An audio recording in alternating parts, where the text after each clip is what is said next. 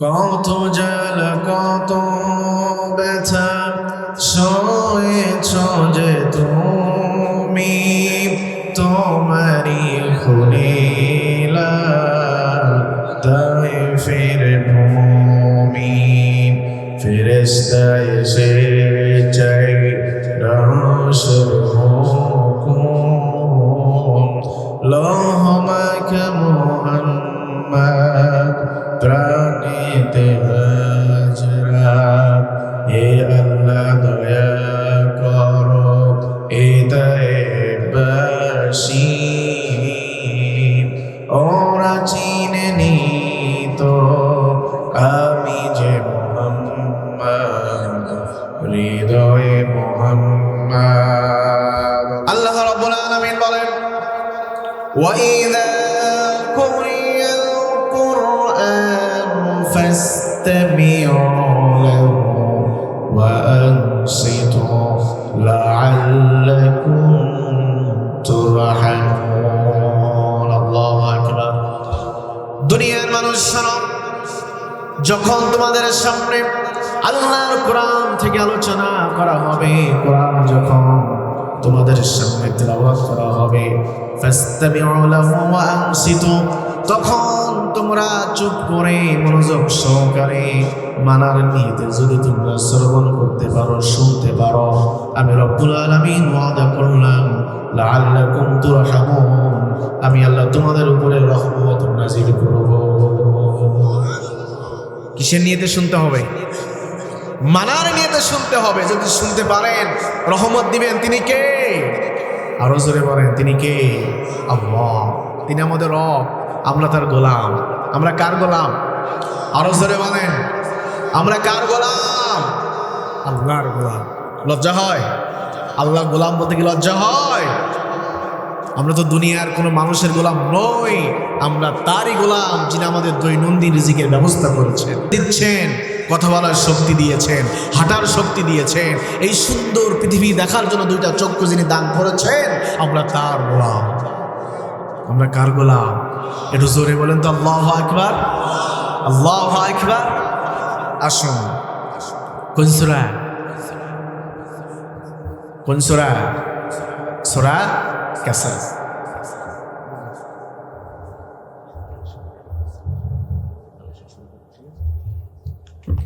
এই সূরাটা কখন নাজিল হয়েছে জানার দরকার আছে না নাই? যদি নাজিলের প্রেক্ষাপট আমরা বুঝি তাহলে ওই আয়াতের মূল আলোচনা আমরা বুঝতে পারবো ইনশাআল্লাহ। এই সূরার প্রেক্ষাপট, নাজিলের প্রেক্ষাপট লিখতে গিয়ে আল্লামা ইউসুফ আল কাজ্জাবী রহমতুল্লাহ আলাইহি তিনি একটা ঘটনা নিয়ে আসছেন। সেই ঘটনা হলো এই, 7 থেকে 8 বছরের একটা বাচ্চা স্কুলে গিয়েছেন। কোথায়? স্কুলে যাওয়ার পর স্কুলটা ছুটি হয়েছে, বই খাতা ব্যাগ নিয়ে আবার বাড়ির দিকে রওনা দিয়েছে। কিছু দূর আসার পরে 3-4টা কুকুর, হন্যি কুকুর চেনেন? হ্যাঁ, যাকে পায় তাকে কামড়ায়। এটাকে কি বলে আপনাদের এলাকায়? হন্যি কুকুর বলে, কিছু কিছু জায়গায় পাগলা কুকুরও বলে। কি বলে? পাগলা কুকুরও বলে। এখন 4-5টা কুকুর যখন বাচ্চাটা ঘেরাও করে ধরেছে, এখন বলুন তো বাচ্চাটা কি ওখানে দাঁড়িয়ে থাকবে না দৌড় দিবে? কথা বলেন। দৌড় দিবে। ঠিক বাচ্চাটা তাই করেছে, ব্যাগটা ফেলাই দিয়ে দৌড় দিয়েছে বাসার দিকে। বাসায় যাওয়ার পরে তার মা উঠানে কাজ করতেছিলেন, মা লক্ষ্য করলেন তার সন্তান দৌড় দিয়ে বাড়ির ভিতরে ঢুকেছে। মা সাথে সাথে সন্তানকে কোলে নিলেন আর বললেন, বাবা তোমার কি হয়েছে? তখন ওই বাচ্চারা বলতেছে, মা আমি স্কুল থেকে আসার সময় 4-5টা হন্যি কুকুর আমাকে ধাওয়া করেছে। মা লক্ষ্য করলেন সন্তানের চোখে এবং মুখে ভয়। কি? কথা বলে না। কি আছে? ভয় আছে। মা সাথে সাথে সন্তানকে ঘরের ভিতরে নিয়ে চলে গেলেন। যাওয়ার পরে মা সন্তানকে কোলে করে নিয়ে শুয়ে দিলেন, কিন্তু সন্তানের যে চোখে মুখে কি আছে? এই ভয় যাচ্ছে না। এই সন্তানের মন থেকে ভয়টা দূর করার জন্য, সরিয়ে দেওয়ার জন্য আমার মা বোনের একটা হিকমত খাটায়, সেটা হলো গল্প। কি করে? গল্প করে। বুড়িমার গল্প, গোপাল ভাঁড়ের গল্প, সাদ মামার গল্প। এই গল্প করতে করতে সন্তানের কি হয়? অনেক সন্তান ঘুমিয়ে যায়। তখন মা যখন দেখলেন যে আমার সন্তানের চোখে মুখে ভয়, ঘুম আসে না, মা তখন একটা গল্প শুরু করলেন। গল্প শুনতে শুনতে সন্তানের চোখে মুখ থেকে যখন ভয়টা দূর হয়ে গেল, সন্তান গল্প শুনতে শুনতে আস্তে আস্তে ঘুমিয়ে গেলেন। সুবহানাল্লাহ বলেন। আল্লামা ইউসুফ আল কাজ্জাবী রাহমাতুল্লাহ আলাইহি বলেন, বিশ্বনবী সাল্লাল্লাহু আলাইহি ওয়াসাল্লামের কাছে আল্লাহ রাব্বুল আলামিন এই সূরা এমন এক প্রেক্ষাপটে নাযিল করেছিলেন যে সময় রাহমাতাল লিল আলামিনের চোখে আর মুখে শুধু ছিল ভয়। কি ছিল? আরো জোরে বলেন, ভয়। কি সে ভয়টা একটু শুনে যান। বিশ্বনবী সাল্লাল্লাহু আলাইহি ওয়াসাল্লাম সহ যারা বিশ্বনবীর কাছে বায়াত গ্রহণ করে মুসলমান হয়েছিলেন, কালেমা পড়েছিলেন, আবু জেহেল তাদের বিরুদ্ধে 14 দফা মামলা লিখলেন। কয় দফা? আরো জোরে বলেন। আবু জেহেল 14 দফা মামলা লিখলেন। এই মামলাটা কাবার ওয়ালে ঝুলিয়ে দিলেন। বিশ্বনবী সাল্লাল্লাহু আলাইহি ওয়াসাল্লামকে শিয়াবে আবি তালেবের ভিতরে বন্দী করে রাখলেন 3টা বছর। কয় বছর? আরো জোরে বলেন। 3 বছর বন্দী করে রাখলেন। 3 বছর যেদিন শেষ হবে ওই দিন রাতে আল্লাহ রাব্বুল আলামিন বিশ্বনবী সাল্লাল্লাহু আলাইহি ওয়াসাল্লামকে স্বপ্ন দেখালেন, নবী চিন্তা করবেন না, টেনশন করবেন না। আগামীকাল সকালবেলা যখন আপনার চাচা আবু তালেব আসবে তখন আপনি বলবেন, আগামীকাল সকালবেলা আবু জেহেলের কাছে গিয়ে বলতে, আগামীকাল সকালবেলা আবু জেহেল যে 14 দফা মামলা লিখে কাবার ওয়ালে ঝুলিয়ে দিলেন, এইটা যদি আগামীকাল সকালবেলা অক্ষত অবস্থায় থাকে, ভালো থাকে, তাহলে আমার ভাতিজা মুহাম্মদ কোনোদিন তাওহীদের দাওয়াত, রিসালাতের দাওয়াত আর কোনোদিন দিবে না। নাউজুবিল্লাহ বলেন। আর যদি ওই 14 দফা মামলা অক্ষত অবস্থায় না থাকে, ভালো না থাকে, তাহলে আমার ভাতিজা মুহাম্মদকে ছেড়ে দেওয়া লাগবে। আল্লাহ স্বপ্নর মাধ্যমে বিশ্ব নবীকে জানিয়ে দিলেন। পরের দিন সকালবেলা যখন আবু তালেব বিশ্ব নবীর সাথে সাক্ষাতে আসলেন, আল্লাহ নবী বললেন, চাচা আপনি এখন সোজা চলে যাবেন আলহাজ আবু জেহেলের কাছে। কার কাছে? তার আগে কি বললাম? আলহাজ। এতে কি আপনারা রাগ করলেন? কারণ আমাদের সমাজে যারা হজ করে তাদেরকে কি বলা হয়? আরো জোরে। এখন আবু জেহেল যদি হজ করে তাকে আলহাজ বলা যাবে না? হ্যাঁ। কাবার সভাপতি আবু জেহেল, কাবার চাবি থেকে আবু জেহেলের কাছে। আবু জেহেল হাজিদেরকে পানি পান করাতেন, তাহলে হজ করে নাই? কথা বলে না, হজ করে নাই। তাহলে তার নামের আগে কি বলতে হবে? আলহাজ আবু জেহেল। ওই আলহাজ আবু জেহেল স্থান কোথায়? জান্নাতে না জাহান্নামে? আরো জোরে বলেন। তাহলে হজ করেও কোথায় গেছে? আমাদের সমাজেও কিন্তু এরকম আলহাজ আছে। ওই আলহাজ আর ওই আলহাজ আবু জেহেল মার্কা আলহাজ আছে না নাই? আবু তালেব যখন বিশ্বনবীর সাথে সাক্ষাতে আসলেন, আল্লাহ নবী বললেন, চাচা আপনি এখন সোজা আবু জেহেলের কাছে যাবেন, গিয়ে বলবেন আগামীকাল সকালবেলা আবু জেহেল যে 14 দফা মামলা লিখে কাবার ওয়ালে ঝুলিয়ে দিয়েছে, এটা যদি ভালো থাকে আমি মুহাম্মদ আর দিনের কাজ করব না, আর যদি ভালো না থাকে আমি সহ আমার অনুসারীদেরকে ছেড়ে দেওয়ার ব্যবস্থা করা লাগবে। আবু তালেব চলে গেলেন আবু জেহেলের কাছে।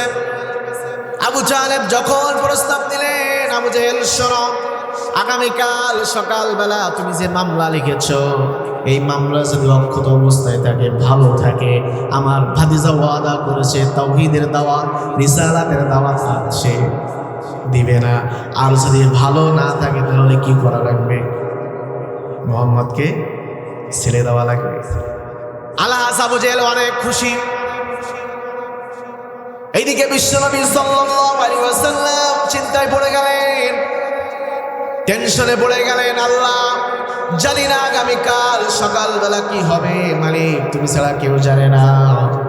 আল্লাহ বললেন, নবী চিন্তিত হওয়ার কোনো কারণ নাই। ওয়ালা তাহিনু ওয়ালা তাহজানু ওয়া আনতুমুল আ'লাউনা ইন কুনতুম মুমিনিন। মুমিনরা কখনো হতাশ হয় না। আল্লাহর উপর দৃঢ় থেকে যদি ময়দানে কাজ করতে পারো, আমি রব তোমাদেরকে বিজয় দান করব। হতাশ হওয়ার কোনো কারণ নাই, টেনশন করার কোনো কারণ নাই। নবী আমি যেহেতু বলেছি আগামীকাল সকালবেলা একটা ফাইসাল্লা হবে, হয় ইসলাম থাকবে না হলে ইসলাম নিভে যাবে। চিন্তিত হয়েন না, টেনশন করেন না। ওই যে আবু জেহেল 14 দফা মামলা লিখেছে, ওই মামলা ধ্বংস করার জন্য আমি আল্লাহ ওই বুকা ছাড়ার ব্যবস্থা করেছি। আস্তাগফিরুল্লাহ, সুবহানাল্লাহ। সিরাতে বিশ্বকোষ লেখেন, আল্লাহ বিশ্বনবীকে বললেন, নবী চিন্তিত হয়েন না, টেনশন করেন না, কারণ আমি আল্লাহ ওই পোকার ব্যবস্থা করে দিয়েছি। ওই পোকার কাজ ওই পোকা করে দিবে। আগামীকাল সকালবেলা আবু জেহেল দেখে অবাক হবে, সুবহানাল্লাহ কয় না। পরের দিন সকালবেলা আবু জেহেল তার সৈন্যবাহিনী নিয়ে কাবার চত্বরের দিকে রওনা দিলেন। আবু জেহেল যাওয়ার পরে লক্ষ্য করলেন, আবু জেহেল তো অবাক হয়ে গেল। গত রাতেও আমি দেখে গেছি ভালো আছে, 14 দফা মামলা সুন্দরভাবে অক্ষত অবস্থায় আছে, কিন্তু আজ সকালবেলা আমি লক্ষ্য করতেছি 14 দফার মামলার কোনো অক্ষর লেখা নাই, শুধু একটা অক্ষর আছে, সেটা হলো আল্লাহ। কি আছে? কার নাম আছে? 14 দফা মামলার কোনো কিছু নাই, শুধু আছে কি? আরো জোরে বলেন, একটা মাত্র নাম, যেটা হলো আল্লাহ। আবু জেহেল তো অবাক হয়ে গেল, রাতের ভিতরে কি হয়ে গেল, আর শুধু লেখা আছে আল্লাহ। ওই পোকাকে নির্দেশ দিয়েছেন তিনি কে? আরো জোরে বলেন, তিনি কে? ও মুসলমান, আপনি যদি কোরআনের উপর দৃঢ় থাকতে পারেন, আল্লাহর উপর দৃঢ় থেকে ময়দানে কাজ করতে পারেন, হতাশ হওয়ার কোনো কারণ নাই, টেনশন করার কোনো কারণ নাই। আপনি যদি ইখলাসের সহিত কাজ করতে পারেন, আমার আল্লাহর শাসনে বসে ওই পোকা দিয়ে আপনাকেও সাহায্য করতে পারে। পারেন না? সে আল্লাহ কি এখনো আছে? বয়স হয়ে গেছে, আগের মতো শক্তি নেই, চোখে কম দেখে, কানে কম শুনে না। আল্লাহ আগেও যা ছিল এখন তাই আছে, আগামীতেও থাকবে। আল্লাহু আকবার বলেন। আবু জাহেল বললেন, আবু জেহেল সত্য ছিল, মামলা যদি অক্ষত অবস্থায় না থাকে, আমার ভাতিজা মুহাম্মদকে ছেড়ে দেওয়া লাগবে। আবু জেহেল সাথে সাথে মুহাম্মদকে ছেড়ে দিলেন। বিশ্বনবী আবার তাওহীদের কাজ শুরু করলেন, রিসালাতের কাজ শুরু করলেন। এইভাবে 3টা বছর যখন চলল, এইদিকে আবু জেহেলের নেতৃত্বে দারুন নাদয় বিশ্বনবীর বিরুদ্ধে 3টা সিদ্ধান্ত নিলেন। ওয়াইদ ইয়ামকুরু বিকাল্লাযীনা কাফারু লিয়ুসবিতুকা ওয়া ইয়াকতুলুকা আও ইখরিজুকা ওয়া ইয়ামকুরুনা ওয়া ইয়ামকুরুল্লাহ। আল্লাহু আকবার। আল্লাহ বলেন, নবী মক্কায় আর থাকা যাবে না, কারণ আপনার বিরুদ্ধে আবু জেহেল 3টা আইন পাশ করেছে। আপনাকে হত্যা করবে, তা না হলে বন্দি করে রাখবে, তা না হলে দেশ থেকে তাড়িয়ে দিবে। এখন আপনাকে যেখানে পাবে সেখানে আবু জেহেল হত্যা করবে। খবরদার, এখন আর মক্কায় থাকা যাবে না। এখন কি আল্লাহ ভয় পাইছে? আবু জেহেল সিদ্ধান্ত নিয়েছে, আল্লাহ কি ভয় পাইছে? ভয় পাইছে? অনেকে বলে যে আল্লাহ তো ইচ্ছা করলে ওখানে আবু জেহেলকে শেষ করতে পারত। কথা বলে না। আল্লাহ বললেন মক্কায় আর থাকা যেতে হবে কোথায়? মদিনায়। বিশ্বনবী সাল্লাল্লাহু আলাইহি ওয়াসাল্লাম, এই ঘটনা আপনারা সবাই জানেন, আবু বকরকে সাথে নিলেন, গুহার ভিতরে গেলেন। গুহার ভিতরে যাওয়ার পরে এইদিকে আবু জেহেল তার সৈন্য বাহিনী নিয়ে বিশ্বনবীকে খোঁজা শুরু করলেন। খুঁজতে খুঁজতে গুহার যে মুখটা ছিল ওখানে গিয়ে আবু জেহেল কি করলেন? দাঁড়িয়ে গেলেন। এই দিকে সাইয়েদনা আবু বকর রাদিয়াল্লাহু তাআলা ভয় পেলেন। আল্লাহ নবী বললেন, ভয় পেও না, টেনশন করো না, কে আছে? আরো জোরে বলে, আল্লাহ আছে। এদিকে শয়তান মানুষের রূপ ধারণ করেছে। কাদের রূপ? মানুষের রূপ ধারণ করে বলতেছে, আবু জেহেল, এই গুহার আশেপাশে যদি খোঁজো তাহলে মোহাম্মদকে পেয়ে যাবা। শয়তান শুধু কি করতেছে? হাতের ইশারা দিয়ে বলতেছে, একটু নিচু হও, সেও হও। সেও যদি হতে পারো, নিচু যদি হতে পারো, তাহলে মোহাম্মদকে কি? আল্লাহ বললেন, কবুতর যাও, দ্রুত চলে যাও, গুহার মুখে বসে যাও। সুবহানাল্লাহ। শয়তান যখন এই কথা বললেন, বিশ্বনবী চিন্তিত করলেন, আবু জেহেল যদি এখন মাথা নিচু করে তাহলে কাদেরকে পাবে? আমাদেরকে পেয়ে যাবে। এই যে চিন্তা, এই যে ভয় বিশ্বনবীর অন্তরে চলে আসলো। আল্লাহ বললেন, নবী ভয় পাবেন না, চিন্তিত হবেন না। আপনার চোখে মুখে যে ভয়টা আছে, এই ভয় দূর করার জন্য আমি আল্লাহ আপনার কাছে জগৎ বিখ্যাত একটা ঘটনা আপনার কাছে নাজিল করে দিলাম। মক্কায় সর্বশেষ যে সূরাটা, সেই সূরার নাম হলো সূরাল কাসাস। এটা নাজিল হয়েছে গুহার ভিতরে। বিশ্বনবীর ভয় যখন চোখে মুখে, বিশ্বনবীর ভয়টা দূর করার জন্য আল্লাহ জগৎ বিখ্যাত মূসা এবং ফিরআউনের ঘটনা নাজিল করলেন। সুবহানাল্লাহ। আসতে কম, কে নাজিল করলেন? ওই যে বাচ্চার চোখে মুখে কি আছে, কথা বলে না। এখন মা কি করলেন? গল্পের মাধ্যমে ভয়টা দূর করলেন। সন্তান আস্তে আস্তে, বিশ্বনবী যখন ভয় পেয়েছেন, আল্লাহ ছাড়া তো বিশ্বনবীর কেউ নাই। আছে? যার কেউ নাই তার কে আছে? কে আছে? আল্লাহ আছে। আল্লাহর সাথে সাথে মূসা এবং ফিরআউনের ঘটনা নাজিল করে আল্লাহ বললেন, আল্লাহ রাব্বুল আলামিন বলেন, নাতলু আলাইকা মিন নাবাই মূসা ওয়া ফিরআউনা বিল হাক্কি লিকাওমিন ইউমিনুন। আল্লাহু আকবার। নাতলু, আমি তেলাওয়াত করলাম, আলাইকা, তোমার কাছে। কথা কার? মিন নাবাই, জগৎ বিখ্যাত একটা ঘটনা। সেই ঘটনা হলো মূসা ওয়া ফিরআউন। আল্লাহু আকবার। কি জন্য?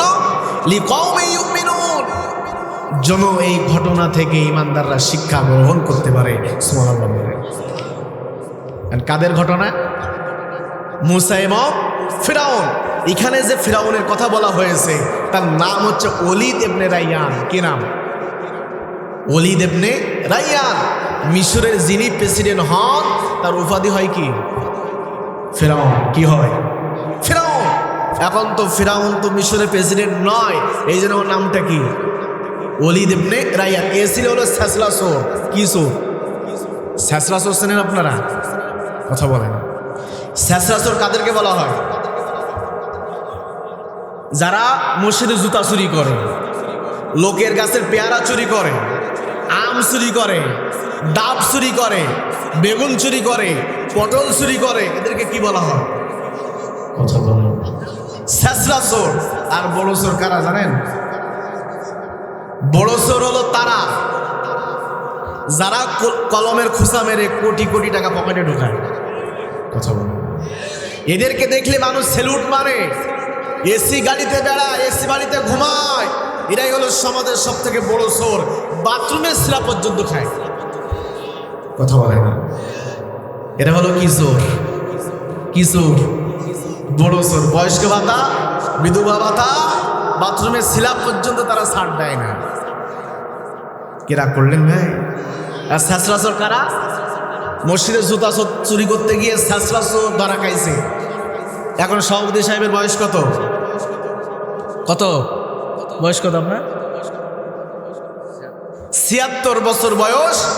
এখন সভাপতি সাহেব চিন্তা করলো, ছেঁচড়া চোর যেটা ধরছে একটু চল মারার জন্য কি করে, ৭৬ বছর বয়সেও একটু চেষ্টা করে। কাঁপতে কাঁপতে গিয়ে ছেঁচড়া চোরকে কি মারে? থাপ্পড় মারে। আবার যখন ওই বড় বড় চোররা চুরি করে, একবারও কিন্তু চিন্তা করে না, ভাবে না তাকে চল মারার জন্য। কথা বলে। ওকে মারলে কোনো সমস্যা নাই, কিন্তু বড় চোরকে মারলে বিপদ আছে না? নাই। আরো আসতে কম। এখন ওই ওলীদ ইবনে রাইয়ান ছিল কি চোর? ছেঁচড়া চোর। মানুষ অতিষ্ঠিত হয়ে গেছে, এলাকা থেকে তাড়িয়ে দিয়েছে চুল কেটে। কি কেটে? আমরা কি করি? চুল কাটি না? চুল কেটে এলাকা থেকে তাড়িয়ে দিল। চলে গেলেন মিশরে। যেখানে থাকতো হামান, তার দোস্ত, কেউ বলেছে খালাতো ভাই। হামান যখন দেখলেন ফিরাউনকে, ওলীদ ইবনে রাইয়ানকে জিজ্ঞাসা করলো, তোমার এই অবস্থা কেন? ওই চুরি করতে গিয়ে ধরা খাইছি। ওই কি চুরি? ওই লোকের কাছে পেয়ারা কুমড়ে এগুলো চুরি করতাম, মানুষ আমাকে এলাকা থেকে কি করছে, তাড়িয়ে দিয়েছে। হামান কয়, ছেঁচড়া চোর, চুরি করার জায়গা পেলে না? এই সমাজে অনেক বড় বড় চোর আছে, যাদেরকে দেখলে মানুষ ছেলুক মারে। কি মারে? তখন ওই ওলীদ ইবনে রাইয়ান ফিরাউন বলতেছে, দোস্ত, আমি ওই চোর হতে চাই, আমি ওই চোর হতে চাই। হামান কয়, আমার সাথে থাকো, তাহলে ওই চোর তুমি হতে পারবা। দুইজন দায়িত্ব নিলেন মিশরের সরকারি গোরস্থানের দায়িত্ব। মানুষ মারা যায়, ওখানে দাফন করে। ওরা যে মুহূর্তে দায়িত্ব নিলেন, ঠিক তার কিছুদিন পরে মিশরে মহামারী রোগ দেখা দিল। মানুষ শুধু মরে, মানুষ শুধু মরতে থাকে। এখন দাফন করার জন্য যখন আত্মীয় স্বজন নিয়ে যায়, হামান কয় টাকা দেওয়া লাগবে, যদি টাকা না দাও লাশটা গায়েব হয়ে যায়। লাশটা কি হবে? এখন যাদের পিতামাতা মারা যায়, দিল নরম হয় না শক্ত হয়? কি হয়? এখন টাকা যা চাই তাই দেওয়া হয়। টাকা জমালো, 1 বছর যখন টাকা হয়েছে, এই বস্তাটা নিয়ে হামান এবং ফিরাউন চলে গেছে মিশরে যিনি প্রেসিডেন্ট ছিলেন তার কাছে। কার কাছে? যাওয়ার পরে বলতেছে, নেতা, এই 1 বস্তা টাকা আমি আপনাকে দিতে চাই। বলতেছে, তুমি কি আমাকে টাকার বড়াই দেখাচ্ছ? ভাই না, টাকার বড়াই দেখাচ্ছি না। এখন দুর্ভিক্ষ চলছে, এই মিশরের যারা গরিব মানুষ তাদের পক্ষ থেকে আমি খাজনা দেওয়ার জন্য এই টাকাগুলো আপনার কাছে নিয়ে আসছি। কি দেওয়ার জন্য? এই কথা যখন প্রচার হয়ে গেছে, মানুষ চিন্তা করলো, এখন যিনি প্রধানমন্ত্রী, যিনি প্রেসিডেন্ট আছেন, উনি যদি প্রেসিডেন্ট না হয়ে এই ওলীদ ইবনে রাইয়ান ফিরাউন প্রেসিডেন্ট হতো, তাহলে আমাদের জন্য কত ভালো হতো। আমাদের জন্য কি কত ভালো হতো।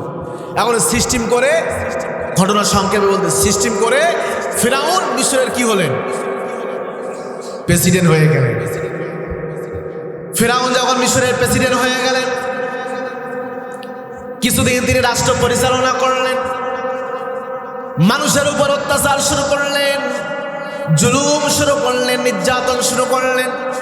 এইভাবে ফিরাউন যখন রাষ্ট্র পরিচালনা শুরু করলেন, কিছুদিন পরে ফিরাউন রাতের বেলায় ঘুমিয়ে গেলেন আরাম ফারানোর জন্য।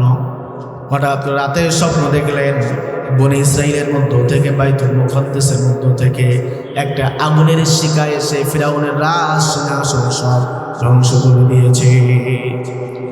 এই স্বপ্ন যখন ফিরাউন দেখলেন, রাতে আর ঘুম আসে না। সকালবেলা তিনি জ্যোতিষীদেরকে ডাকলেন, জাদুকরদের ডাকলেন, স্বপ্নের ব্যাখ্যা তাদের কাছে জানতে চাইলেন। ফিরাউন বলেন, আমি রাতে এই স্বপ্ন দেখেছি, ব্যাখ্যা আমি জানতে চাই।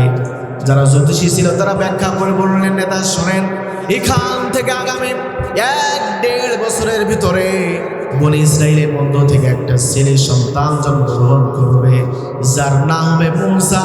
এই ছেলে সন্তান জন্মগ্রহণ করে আপনাকে রাজ সিংহাসন থেকে নামিয়ে ওই মূসা নামে ওই বালকটা আপনার রাজ সিংহাসনে বসে যাবে। এই কথা শোনার পরে ফিরাউনের মাথা কি ঠিক থাকবে? কথা বলে না। ফিরাউন সিংহাসন থেকে লাফ মেরে উঠে পড়লেন। হামান কয়, হামানকে ডাকো। কারণ হামান ছিলেন ফিরাউনের বুদ্ধিজীবী। হামানের মাথায় কোনো চুল ছিল না, এত বুদ্ধি তার মাথায়, বুদ্ধির ঠেলায় মাথায় চুল পর্যন্ত ওঠে না, টাকটা চকচক চকচক করে। আজকে আমাদের সমাজেও কিছু ইসলামের বিপক্ষে বুদ্ধিজীবী আছে, কথা বলে না। তারা শুধু টকশো করে, তাদের মাথায় এত ইসলাম বিদ্বেষী চিন্তা, এই চিন্তার কারণে মাথায় চুল পর্যন্ত ওঠে না। টকশোতে যখন বসে, টেলিভিশন যখন আপনি দেখবেন তাদের টাকটা চকচক করে যেন এয়ারপোর্ট, কথা বলে না।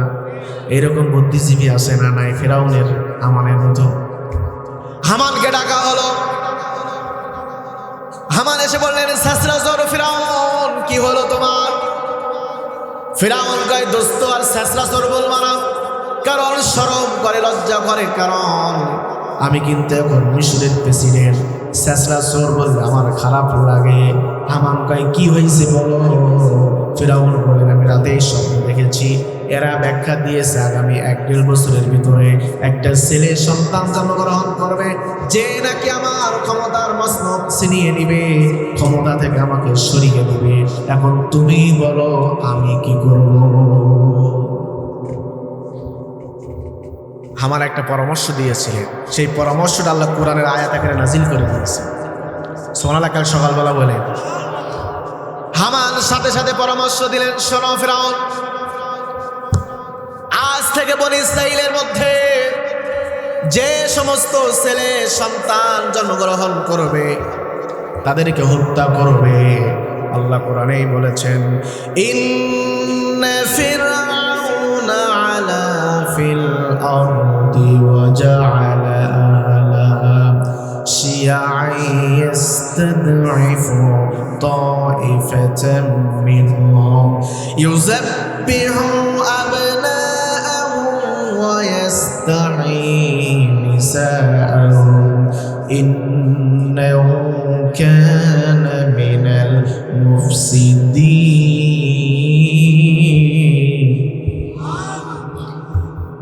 হামান কয়, ফিরাউন শোনো, বনী ইসরাইলের মধ্য থেকে যে সমস্ত ছেলে সন্তান জন্মগ্রহণ করবে ইউযাব্বিহু আবনাআহুম, তাদেরকে হত্যা করবে, ওয়া ইয়াস্তাহয়ী নিসাআহুম, এবং কন্যা সন্তানদেরকে বাঁচিয়ে রাখবে।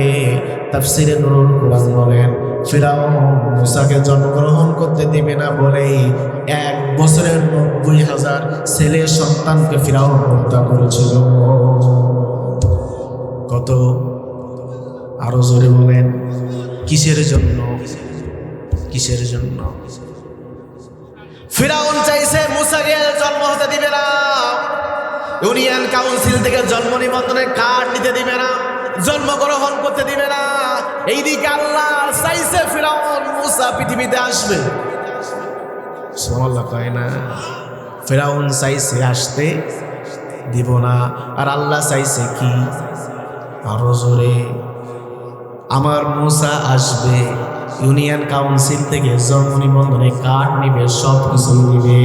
ও ফিরাউন মূসার কিছুই করতে পারবা না, মূসা আসবে মানে তোমার ধ্বংস শুরু। তুমি চেয়েছো মূসার জন্ম নিবন্ধন হতে দিবে না, মূসাকে দ্বীন প্রচার করতে দিবে না, তাওহীদের কাজ তুমি করতে দিবে না। ও ফিরাউন শুনে রাখো, তুমি যে সিদ্ধান্ত নিয়েছো জমিনে, আমি আল্লাহ কিন্তু আসমানে বসে সব কিছুই দেখেছি। ওয়া মাকারু মাকরা ওয়া মাকারনা মাকরা ওয়া হুম লা ইয়াশউরুন। এই জমিনে যারা ইসলামের বিরুদ্ধে ষড়যন্ত্র করে, আমি আল্লাহ কিন্তু সব দেখি, আর আমি আল্লাহ আরশে আসমানে বসে কৌশল করি, এই পৃথিবীর কোনো মানুষ কিন্তু দেখে না। ফিরাউন তুমি চাইছো আসতে দিবে না, নিবন্ধন হতে দিবে না। ও ফিরাউন শুনে রাখো, মূসা আসবে, নিবন্ধন হবে, জন্ম নিবন্ধনের কার্ড হবে। ও ফিরাউন তোমার নিবন্ধন বাতিল হয়ে যাবে। কথা বলে না, তোমার সব কিছু এই পৃথিবী থেকে অস্তিত্ব থাকবে না। তোমার নাম নেবে এরকম মানুষ এই পৃথিবীতে আমি আল্লাহ রাখবো না। সুবহানাল্লাহ কয় না? ফাসাল্লি লিরাব্বিকা ওয়ানহার। নবী চিন্তা করো না, টেনশন করো না। যারা বলেছে তোমার সন্তান নাই, নির্বংশ, আমি আল্লাহ ওদেরকে নির্বংশ বানাবো। ওদের পৃথিবীতে নাম নেবে এরকম মানুষ এই পৃথিবীতে আমি আল্লাহ রাখবো না। এই জন্য ফিরাউনের নাম কেউ রাখে? কথা বলেন। মূসার নাম কি কেউ রাখে? নমরুদের নাম কি কারোর আছে? ইব্রাহিমের নাম আছে না নাই? আবু জাহেলের নাম কি কারোর আছে? মুহাম্মদ সাল্লাল্লাহু আলাইহি ওয়াসাল্লাম নাম আছে না নাই? এখন তাদের নাম নেবে এরকম কেউ কি পৃথিবীতে আছে? কথা বলে না, আছে। তাদের নাম শুনলে মানুষ থুতু নিক্ষেপ করে যে শয়তান এই। ফিরাউনের নাম বললে কয় মূসাকে জ্বালাইছে, নমরুদের নাম বললে কয় ইব্রাহিমকে জ্বালাইছে, আবু জাহেলের নাম বললে কয় মোহাম্মদকে জ্বালাইছে। কথা বলে না? আল্লাহ তো শুধু বলে নমরুদ রে তুমি বলবা ইব্রাহিমের জন্ম হতে দিব না, আমি আল্লাহ কিন্তু সেই আল্লাহ জুতা পিটা করে তোমার দুনিয়ার বুক থেকে বিদায় করে দিব।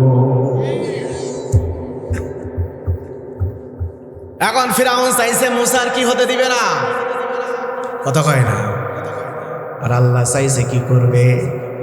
মুসা আসবে, জন্মগ্রহণ করবে। এখন শক্তিতে শক্তিশালী কে? আরো জোরে বলেন।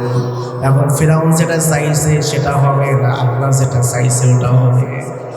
কথা বলে না।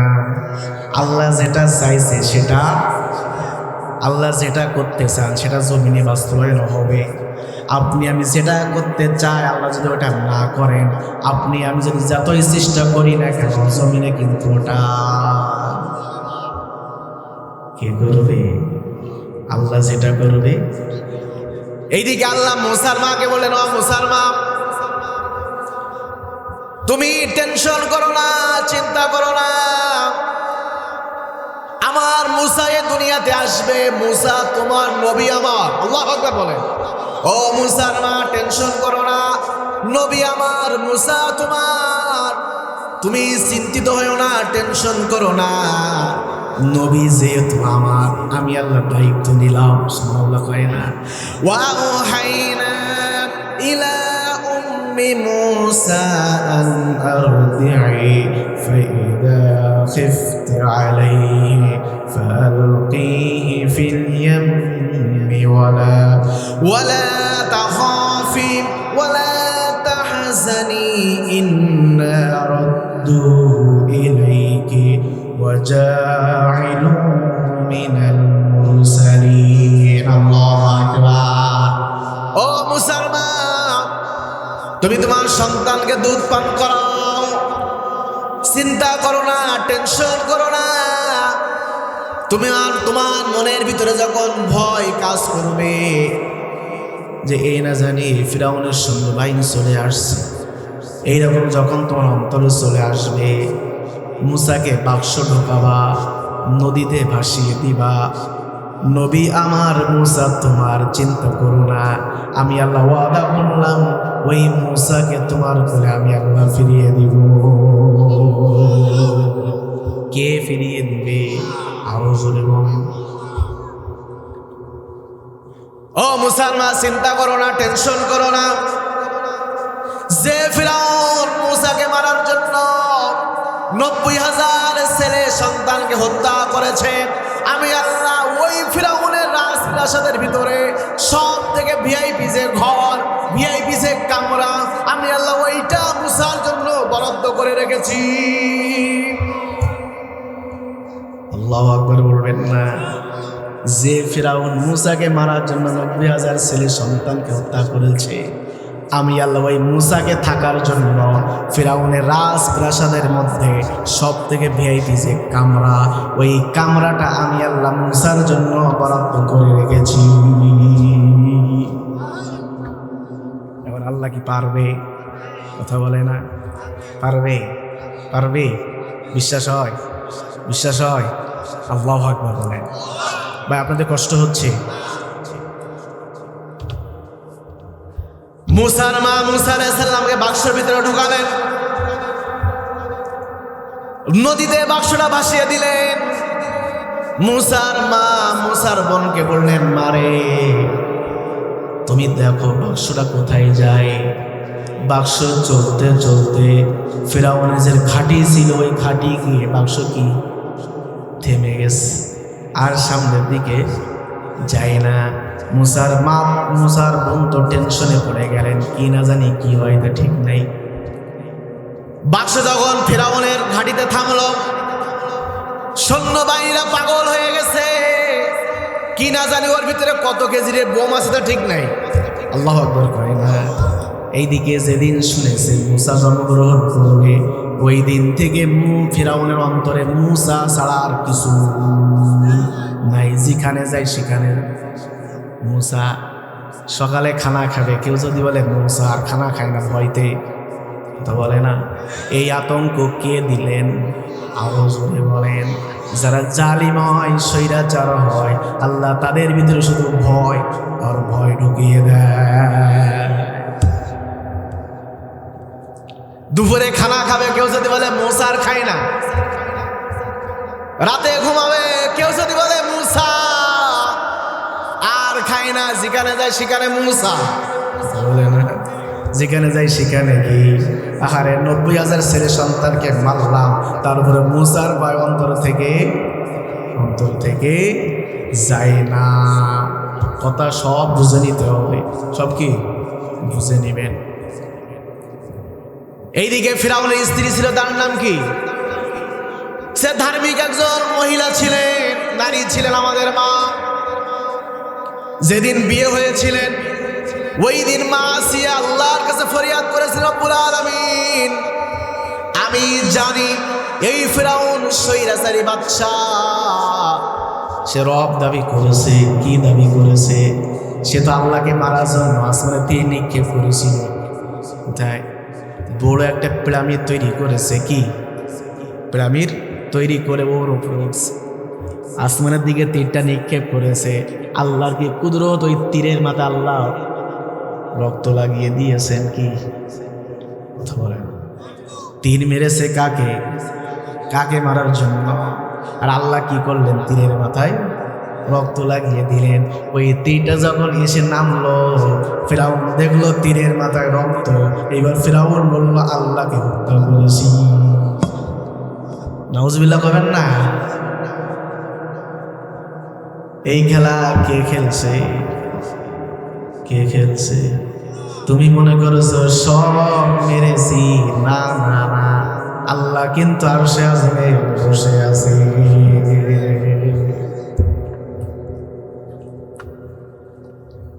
আসিয়া দোয়া করেন, আল্লাহ রে, আমি জানি ফিরাউন স্বৈরাচারী, রব দাবি করে। ও আল্লাহ, তার শরীরে রক্ত যেন আমার শরীরে প্রবেশ না করতে পারে। আল্লাহু আকবার বলেন। এই দোয়া যখন আসিয়া করলেন, আল্লাহ দোয়াটা কবুল করে নিলেন। কারণ আসিয়াকে ফিরাউন জোর করে বিয়ে করেছিলেন, আর আল্লাহ এটা ব্যবস্থা করেছিলেন কারণ ওই ফিরাউনের রাজপ্রাসাদের ভিতরে মুসা লালন পালন হবে। এই জন্য আল্লাহ আসিয়াকে ওই জায়গায় পাঠিয়ে দিলেন।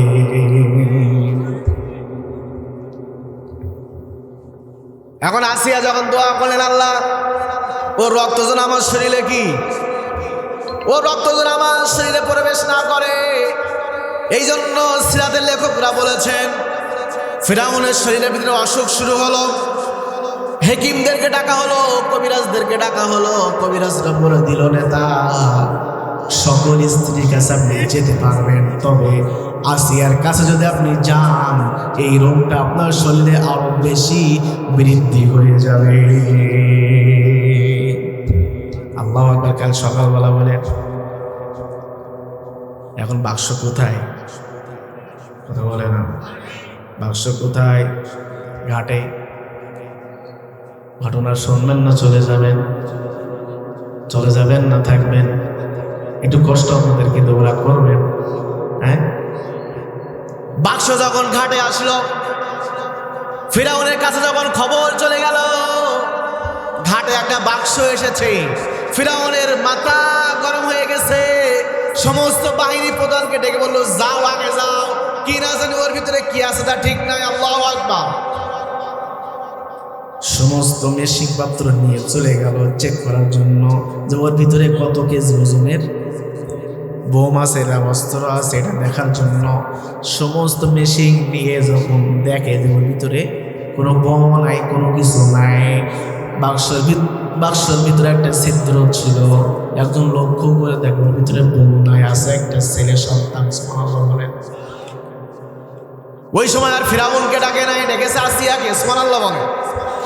মা আসিয়া যখন বাক্সর নিকটে আসলেন, বাক্সটা উপরে উঠানো হলো। বাক্সর মুখটা যখন খুলবে, আল্লাহ বলে, মুসা রে, আসিয়া যখন তোমার দিকে নজর দিবে, চোখ দিবে, মুসকে হেসে দিবা। আমি আল্লাহ আসিয়ার অন্তরে তোমার ভালোবাসা দেওয়ার দায়িত্ব আমি আল্লাহ। এটা আস্তে কোন আল্লাহু আকবার। বাক্সর মুখটা খোলা হলো।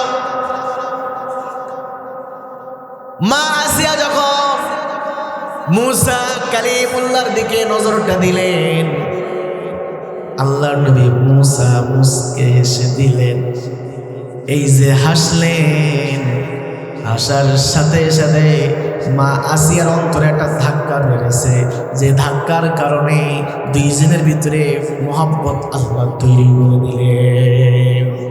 সাথে সাথে কি করলেন? কোলে তুলে নিলেন। ফেরাউন চলে আসলেন, ভাই এই সেই মূসা, এই সেই বিশ্বনবী সাল্লাল্লাহু আলাইহি ওয়াসাল্লাম বসে আছেন। বাদশা হারুন আর রশিদ তিনি যখন রাষ্ট্রপ্রধান ছিলেন, হাতে হেরিকেন নিয়ে তিনি চলে গেলেন এলাকার মানুষের খোঁজ খবর নেওয়ার জন্য। চলতে চলতে তিনি দেখলেন ছোট্ট একটা ঘরের মধ্য থেকে কোরআন তেলাওয়াতের আওয়াজ চলে আসছে। আল্লাহু আকবার। ভালো লাইট নাই, ভালো আলো নাই, কোনো কিছু নাই, তেলাওয়াত করতেছে। বাদশা হারুন আর রশিদ পাগল হয়ে গেল, কোথা থেকে আওয়াজটা আসে খোঁজা শুরু করলেন। খুঁজতে খুঁজতে তিনি লক্ষ্য করলেন ভাঙা একটা ঘর, ভালো বাতি নাই, ভালো একটা আলো নাই, ওখানে বসে একটা বাচ্চা কোরআন তেলাওয়াত করতেছে।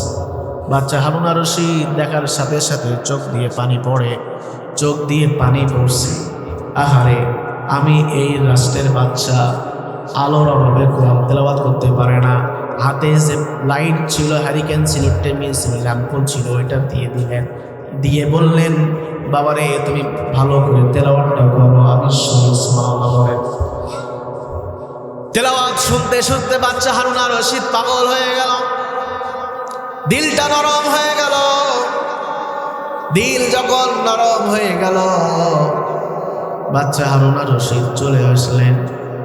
এইদিকে আল্লাহ তাআলা বিশ্ব নবীকে বললেন, নবী গো, বাচ্চা হারুন আর রশিদ কোরআন তেলাওয়াত করার জন্য যে বাতিটা ওখানে সাহায্য করেছে, আমি আল্লাহ খুশি হয়ে গেছি।